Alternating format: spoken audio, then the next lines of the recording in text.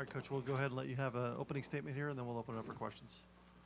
It's a very good win for us. I thought our guys really competed well. You know, Arizona State beat us the first two times, obviously at their place and then at our place. And so they had our number here a little bit, but really proud of how we played. I thought we played super connected on both sides of the ball.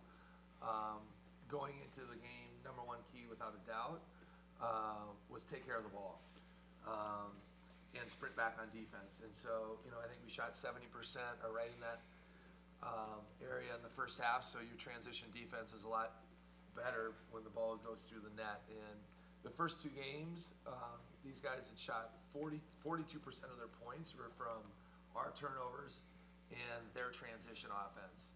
And so I thought we did a really, really good job with that. Obviously, you know, the way we shot the three, I just thought we played super connected and just made really simple plays and the right play. You know, basketball, it's not rocket science out there, right? And with their pressure and deny, you just got to hit the first open man and trust each other. It really helps when you see the ball go through the hole. We should, you know, go 12 for 26 from the three, and then you flip it. The first two games in the regular season, these guys really, really shot it well against us. And so that was a focus for us, and we were fortunate to be able to hold them to 3 for 19 from the field. I thought it was a great team effort. I thought all the guys that stepped on the floor really played well. Obviously, these two guys were outstanding tonight. You know, it was great to see Brandon come out there. There was a tough injury, and he's not over it. But I think that kind of helped us as well as a team, and he was able to stick 2 threes and just be solid. So, but great team win. You know, just like every team here, they're trying to cut down the nets, and in order to do that, you got to win the first game, and we were able to take care of business tonight.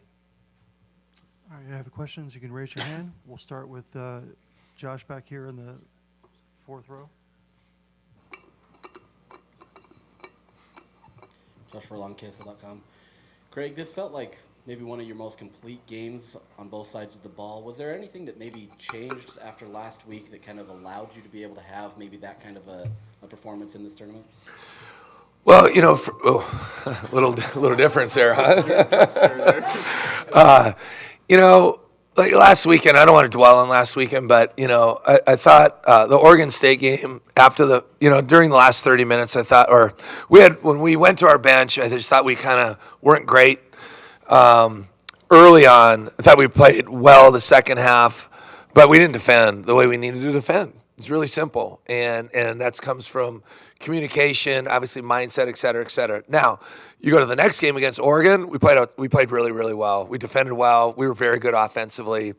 You know, I think we had a 7 or 8 point lead when Brandon went down, but we did a lot of really good things that game, and a hard place to win. So, you know, I thought we kind of carried that over. Our guys had a really good week of practice, obviously a short week with 2 days, you know, at prep. Jaden Olson had the scout for today. But our guys just had a great mindset.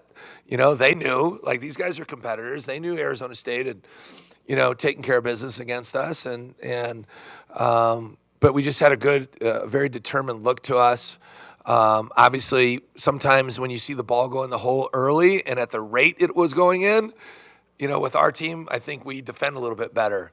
And I don't always want to be that team.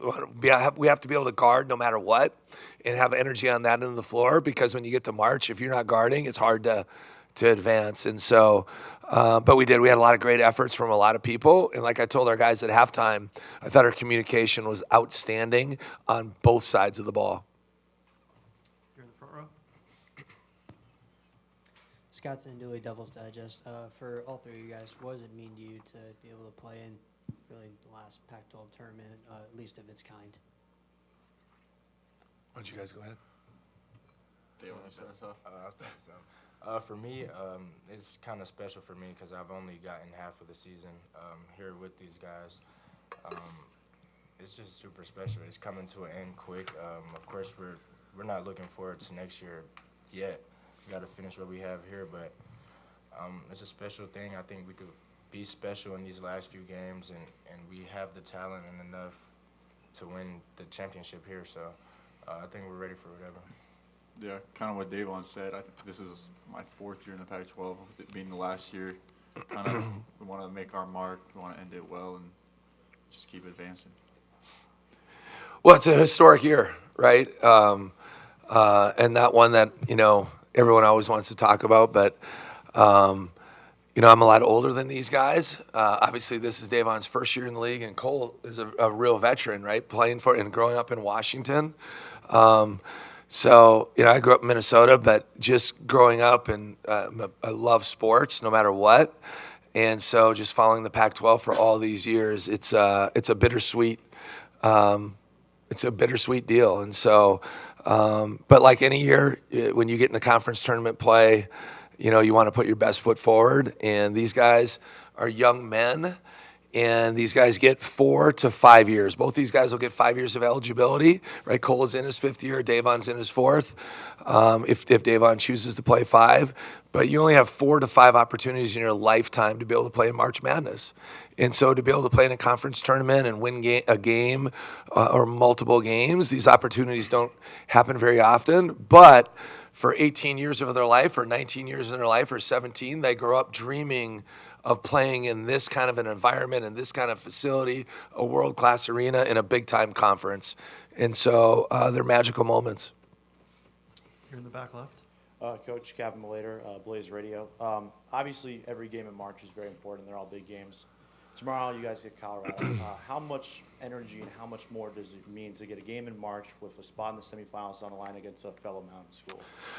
Well, we still got, a lot of work to do. Obviously, tomorrow there's, 4 teams in the Pac-12 went home today, and there's 8 teams still alive as we head into tomorrow. Colorado's really good, right? We were able to beat them at our place. They really, really handled us really from start to finish at their place. And Tad Boyle has been around this league for a long, long time, and he's a very good coach. And their players, they are very talented. I mean, KJ Simpson has played at an elite level all year long. Tristan Da Silva has been around this league a long time and can do everything. And they really understand, Javon Hadley's excellent, Luke O'Brien. Those guys really understand who they are and what they are. And they play to their identity, and they play tough-nosed defense as well. So they're a complete team. They've won, I think, 6 or 7 in a row or 8 in a row. I don't know. It's a lot in a row. And like I said, they from start to finish handled us. So we got our work cut out for us, but it's March, and anything can happen. One more for Josh in the back there. Cole, when that first three-pointer goes in, how much easier is it just to kind of get into the flow of your game knowing that you at least got one in?